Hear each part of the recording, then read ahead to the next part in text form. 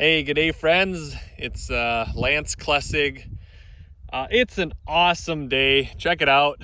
It's the 30th of April, 2020.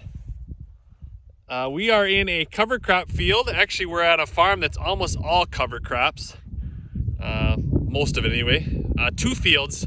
The one I'm sitting in right here, and then the one right on the other side of this waterway here, you can see the green. That's also a cover crop field. Wanted to bring you a couple observations from the field. So it is the last day of April. It's awesome. I mean, it's 63 degrees, 65, something like that. Nice breeze. The birds are singing. Crops are going in the ground. But wanted to share a couple examples of things that we're observing out here in the field today. First off, we're in a field that was peas last year, and then the cereal rye got put in around 100 pounds of the acre. And just for a little bit, let's check it out. Pretty awesome stuff. So a couple things I wanted to share. So it was peas last year.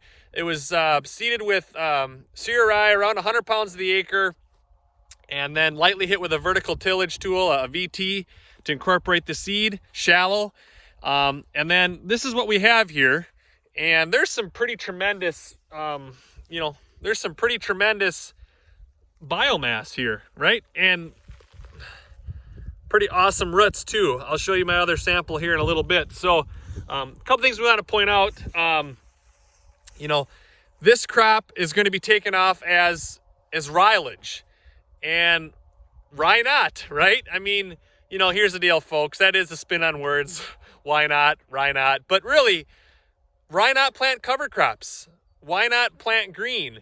Those are some pretty important questions as we get into soil health and the reasons behind how we're farming and why we're farming. So again, here's some roots. I shook all the soil off of these roots, but look at all the roots. Oh my goodness. And those roots are conditioning the soil, right? They are making plant available nutrients, right? And on this farm, so here we are, we had peas, cereal rye. It's going to come off as rylage, either be fed to a dairy herd, potentially dairy heifers. If you had a feedlot, you could put that feed in there, 5 to 7 tons or so, maybe on a good year of dry matter. Look at this. Look at this. We could be out grazing this.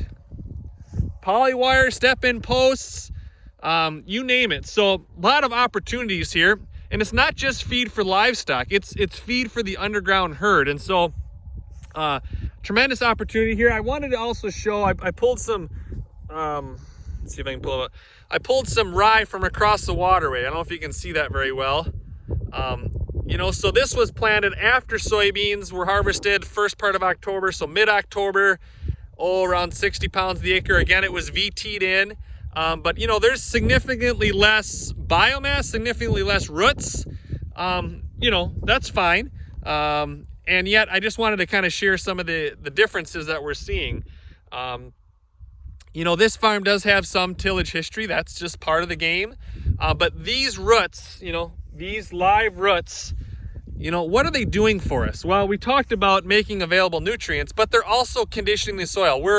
There's some compaction layers down farther. I hit them with my shovel when I'm digging.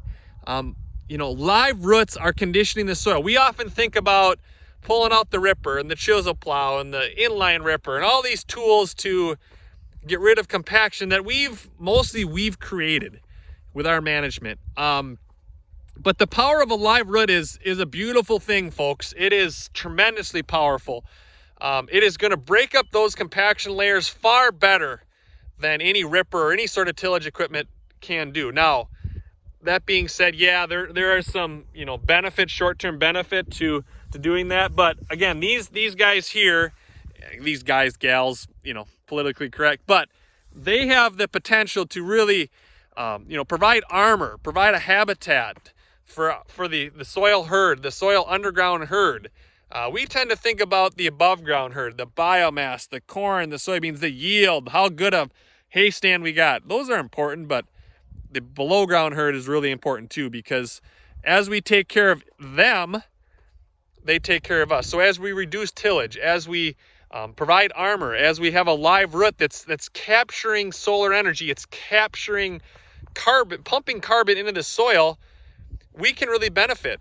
And not just we as a farmer, but as farmers, but also the general public, the community.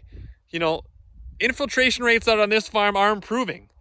Where we have the conventional system, we're at a 1/2 inch to 1 inch of rain per hour. Out here, I haven't measured it yet this year, but I would bet we're in the 2 to 3 inch rain, 2 to 3 inches per rain in an hour. That's an exponentially increase. And so we have less flooding. We have less impact on our roads, less impact on our communities, at the township, at the state, at the federal level. You know, this all drains down, we're in the Mississippi River Basin. So again, tremendous opportunities to plant cover crops. And let's ask ourselves, why not plant cover crops? Why not try planting green? You know, this field, we're going to have 3 crops out here. Peas, cereal rye for forage or rilage, and then we're going to either sweet corn or soybeans.